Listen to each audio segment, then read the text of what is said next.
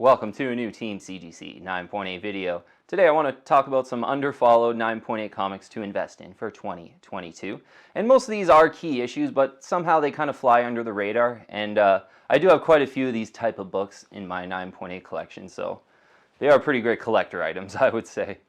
Okay, but first one up here is a spectacular SpiderMan #1 in a CGC 9.8. I think if you're a big SpiderMan fan, it's kind of easy to forget about this one or overlook it, but it's a great collector item in the 9.8, and the price is trending really nice in the 9.8. I noticed some prices in the last month or so selling, and it kind of took me by surprise given how much this book sold for a few years ago in a 9.8. So there's 627 9.8s in a blue label. It's a Spider-Man book, so there's still going to be like quite a lot of them. It's very popular. 11%, the 9.8 ratio. So of all graded copies sent to CGC, only 11% of them are 9.8s. That's not too bad, but this is a 1976 book, so you'd kind of expect a pretty tough one in a 9.8. Keeps it pretty affordable though, so a few sales prices here. Saw one sell for $700, saw one sell for $760. Interesting, there's one on eBay right now. I believe it's like $750 or best offer. You know, it looks a little off-centered a little bit. Maybe the cut isn't perfect. Maybe the pages look a little creamy. You know, could look a little bit better for a 9.8 white pages. I think that's maybe why it's not selling, it being $750 or best offer. I saw one sell in an auction looking really good, I would say, for $760. Saw one sell for $700. So mentioned there, trending up really nice, this one. I remember, you know, 3 years ago it was now, quite a long time ago, getting into things. This one would sell for kind of $250 to $299. There were a few sellers in Canada when I was first getting into things. I was kind of tempted on this book back then, and there seemed to be one seller in Canada that really had quite a bit, but I never pulled the trigger on it. But you know, $250 to $300, now it's $700 to $750, trending up, slow but steady, and just a cool one to think about if you're a Spider-Man fan. And an older one from the 70s that you can still kind of afford, you know, somewhat affordable in the 9.8, still around that $700, I think, is a decent price target to aim for. Okay, next one is an Amazing Spider-Man number 431. This one, a bit of a nostalgic pick for me, I think. You know, if you're not the biggest Carnage fan, you probably don't want to go after this one. But in the 90s, this one came out kind of late 90s. I remember I sort of missed this one on like New Comic Day back in the day, and my friend had like one or two of them, and I was really jealous of him. And I just loved this cover growing up, but never had it. So getting into the 9.8 comics, I really wanted this one. I got two of this one in the 9.8, but just a great Carnage cover if you're a Carnage fan, and maybe kind of a good second or third key issue to think about if you're a big Carnage fan. Certainly you want the Amazing Spider-Man 361 first full appearance, but this is kind of a cool one to think about as well. 248 9.8s in the blue label, 38.3%, the 9.8 percentage, and so I saw a recent price sell for this one for $299 US dollars.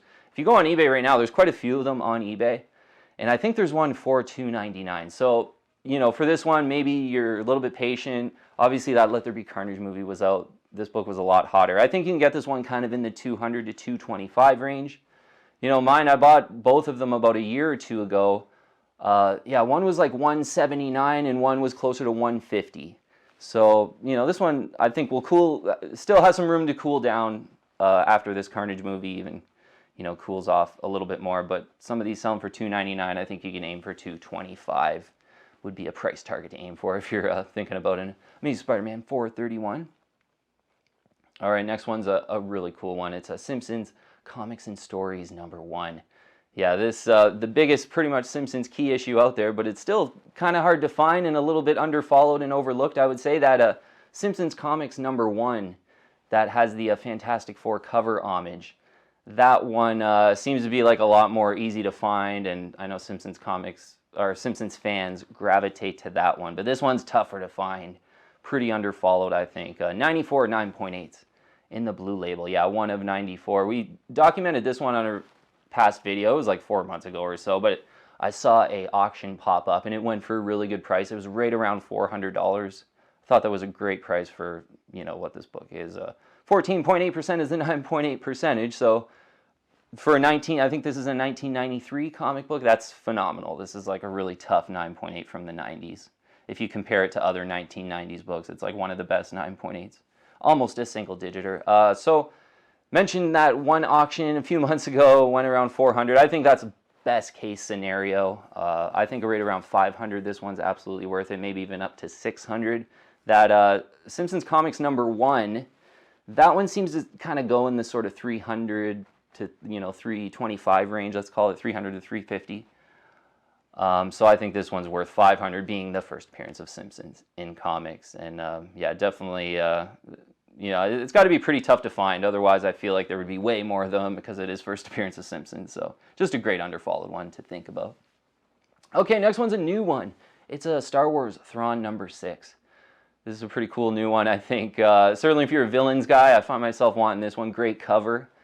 This is when Thrawn and Darth Vader first meet.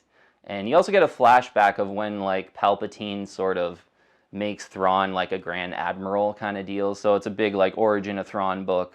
Plus you get the first meeting of Thrawn and Darth Vader. And pretty great collectible cover, too. Yeah, I think this one's got some potential for, pretty much just being like a new modern. 34 9.8s in the blue label.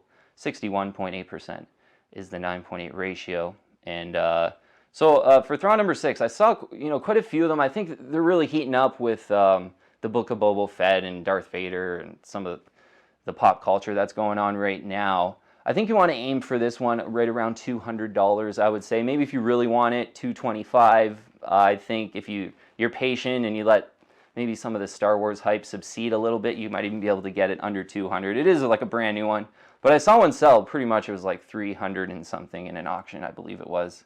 And there seemed to be like a few that were 400 or best offer. So I think some of these are kind of selling right around 300.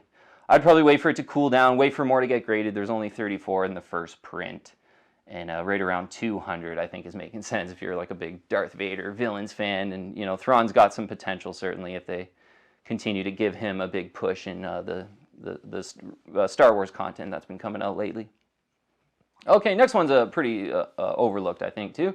And Underfollowed, XMen Adventures #1. Yeah, this one is one I've considered for sure because I was a big fan and am a big fan of the animated series, XMen animated series that came out in the early 90s. But this one also is the first appearance of Morph, who was pretty much only a mutant that was in the animated series, I believe. But I thought he was pretty cool when I was a kid, and I think some people like that this is first appearance of Morph, too.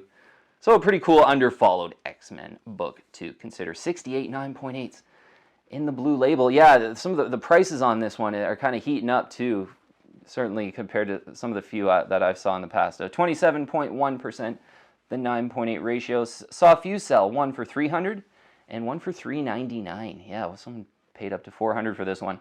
I remember when I first went over this one on a video, it was like 6 months ago or so. There were maybe 20 or 30 of them on the census, and I had saw one sell, and I think I was watching it, and I was kind of hitting myself for not just pulling the trigger, but it sold for like 140 or 150 area, I think it was. Maybe it was even a little bit less than that. So, this one probably heating up a little bit more. It is a cool book. Is it worth 400? Probably not. Maybe even not even worth 300. I would try to aim kind of 275 on this one. Hopefully, some of these secondary X-Men key issues kind of cool down a little bit more as the sort of X-Men's coming back to MCU speculation cools down a bit too. So yeah, closer to 275 if you really wanted it. It does seem to be getting a bid, this one, but it seems pretty expensive. Hopefully under 300 for sure for an XMen Adventures #1 9.8. I got a sweet raw copy too that I bought for like $5. So a lot of these you can look out for cheap raw copies. Absolutely. Next one I do have. Detective Comics 583. Great Batman cover of the era, and first appearance of Scarface and the Ventriloquist. I think this book, noticing kind of some of the prices, really pulling back to levels not seen in quite a while. This book did kind of get a pretty big bid, like most 9.8s during kind of the COVID. The market was doing really good during that time. I think maybe some people were a bit disappointed that new Batman movie, I don't think they're going to be using Scarface and the Ventriloquist at all. So some people that might have been speculating on that are ending up selling these right now. Decent prices, I think, and it's a pretty great collector item. Awesome. Certainly, just as a Batman fan without the first appearance, you can just enjoy this cover for sure. 159 9.8s in a blue label. So 1 of 159, that's pretty great. 30%, the 9.8 percentage. Recent prices, yeah, $238.40 and $256, both in auctions, both pretty recently. I think that's pretty much, you know, decent prices to aim for. That's right around where I had purchased mine. I remember mine, it was in Canada, and I think it was like $280 or $290 Canadian, which is, yeah, going to work out to kind of $230 or something like that. So I just think, yeah, this is one that had heated up during COVID. Now it's pulling back. Some secondary keys have done that, but just a really cool one to think about. Underfollowed one if you're a big Batman fan. And yeah, like, you know, hopefully closer to 200, I just think would be a fantastic deal on one you can just absolutely enjoy if you're a Batman fan for sure. And the last one I do have as well, Avengers 181. A pretty big, you know, older key. This is a 1979 book. First appearance of Scott Lang. But I think, you know, kind of underfollowed right now and overlooked, given that a lot of people have kind of moved on to other MCU, like, newer appearances, but you know, Ant-Man and Scott Lang certainly were in a lot of MCU content, but kind of cooled down in just a great key issue. George Perez cover with like tons of, is it Terry Austin as well? Yeah, George Perez and Terry Austin cover. Terry Austin and George Perez too. They just do so many awesome 70s and 80s covers with tons of heroes on them, tons of covers. Avengers and X-Men books mostly. Fantastic Four certainly, I think. Terry Austin's done a few with John Byrne. But so many awesome colors on this one to enjoy now, and as I said, kind of cooled down right now. Not too many people speculating on this one. 193 9.8s in a blue label, so one of 193, not too bad at all. 15.6% is the 9.8 ratio. And a recent sale on this one in an auction saw one sell for $463.88. Yeah, I think, you know, if you could get this one closer to 400, that's a pretty great deal.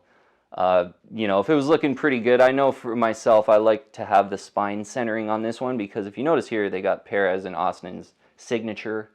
So I kind of don't like when it's miswrapped towards the back of the cover. So I'd rather have a little bit of white line here to see the signatures and kind of this part of the box too, and this era. So maybe be a little picky. If one's just looking awesome, it might be worth up to $500, I think, in a 9.8. But kind of underfollowed right now, and yeah, 1979 big key issue, a one of 193 that you can get for a good value right now. Hopefully closer to 400, I think, is probably doable if on just kind of a stealthy auction, but anywhere in that kind of 400 to 500 range, I think is a good deal on a Avengers 181 in the 9.8. All right, just wanted to go over a few ideas I was having for like some not so obvious key issues. I know I really want that Simpsons Comics and Stories. Hopefully, you know, one of those 94 pop up for a good deal.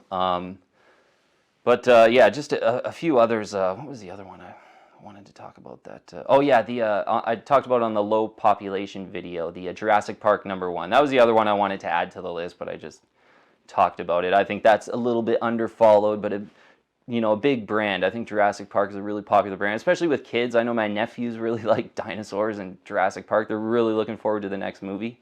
So I think that's a big first appearance. I'm still looking for that one, Jurassic Park #1 in a 9.8. Yeah, too bad I haven't picked that one up yet. But okay, some underfollowed ideas for the team. Thanks so much for watching. I'll see you on the next one.